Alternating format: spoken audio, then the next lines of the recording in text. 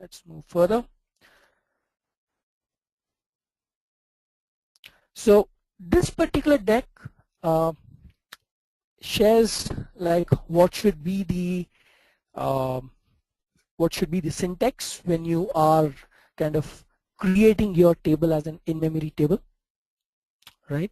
So as you see, there has to be a primary key non-clustered hash index defined. That's the most important thing, right? Without a non-clustered hash index, you cannot create a memory optimized table, right? Also, if you see that there is a bucket count listed with that, right? Now, this bucket count is the number of distinct values that you are storing in the hash index, right? With some additional free space, so that you are on the safer side. So you need to make sure that you do not choose a very high number for this bucket count, because if you do that, you are actually wasting up on your memory, right? Also, you should ensure that you are not choosing a very small value for your bucket size, because if you do that, your performance is going to degrade, right? So the idea is that ideally or typically the bucket size should be almost twice the actual number of records in your memory optimized table. All right, so somewhere around that. Now, also a very important thing to let you know that with the initial release of the SQL 2014, you cannot actually resize the bucket count once you have defined. And if you want to do that, you will have to drop and recreate the entire index, right? Meaning the entire table.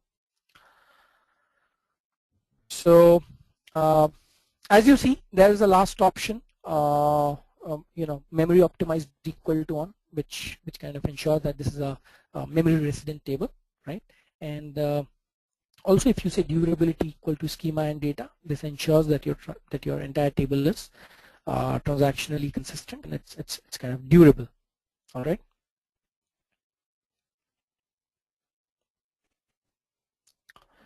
Great. So let's move further.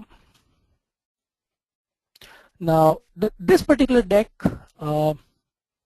lists out that there are two types of indexes, which we just saw in one of the examples that was there on the previous slide.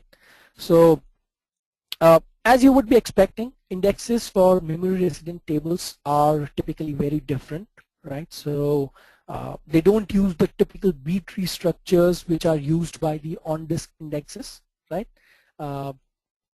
So as you see on the screen, SQL 2014 uses either the new non-clustered hash indexes or memory optimized non-clustered indexes for memory optimized tables. So these are the two types of indexes that you can have on your memory optimized tables. Now, hash indexes are efficient for item lookups, but they don't perform the best, or I should say they don't yield the best performance for range values, right? So memory optimized non-clustered indexes are the best when it comes to retrieving range of values, right? They also support retrieving the table rows in the order that was specified when the index was actually created. Now also, each memory optimized table, as I said, must have at least one index defined, right? And memory optimized indexes must be created as a part of the create table statement itself, right? So it's not like you can actually go about creating these indexes later down the line, because create indexes statement is actually not supported for memory optimized tables. So all the indexes that you want to have on your memory optimized tables have to be defined during the create table statement itself, right? Also, memory optimized indexes exist only in memory. So again, that's a big improvement, because you do not need that amount of storage space for your indexes on your hard drives. And since these index structures are not persisted to the disk, they are also not logged in the transaction log, right? So there is no need to kind of or I should say, since these index operations are not getting logged, right? Your transaction log problem is also reduced significantly with these memory optimized tables. Essentially, all the memory optimized indexes are covering indexes, and all the columns are included in the index itself, right? So it's and also it's also very important for you to know that memory optimized tables can only support a maximum of 8 indexes, right? So you cannot have more than 8 indexes defined on a particular table which is memory optimized. So there is a good article towards the guidelines for using indexes on memory optimized tables. It's a good MSDN article available on the internet. Probably you can just search it on, and it's good to read actually. Very informative. Right.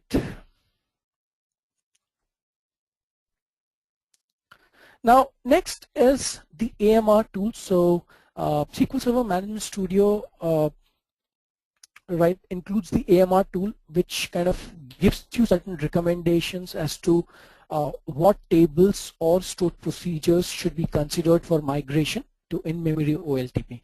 So if you have your existing environment and you are not sure as to what are the objects, when I say objects, I'm referring to the disk-based tables. So what are your current disk-based tables that need to be migrated to in-memory OLTP? If you do not have an idea about that, there is a tool that is provisioned along with SQL 2014 Management Studio called the AMR tool.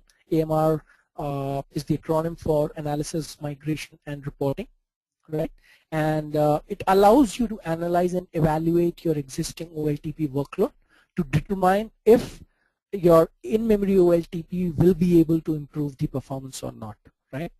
Now, based on this analysis and evaluation, AMR is going to provide you with certain recommendations about the tables and stored procedures who are potential good candidates of migration to in-memory OLTP, right?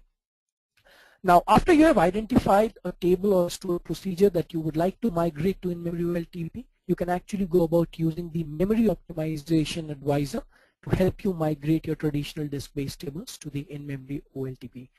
Or I should say in-memory OLTP, memory optimized tables, right? So what we recommend is we recommend you to run the AMR tool for at least an hour or so and capture your performance baselines. Now, the longer you run your tool, the more representative your captured statistics are likely to be, right? So we request you to kind of go about using this AMR tool for monitoring the performance, and it creates certain SQL jobs that collects data from the server every 15 minutes. It stores that data into a data warehouse, right, or into a particular database in 2 different collections called the table usage analysis and the stored procedure analysis.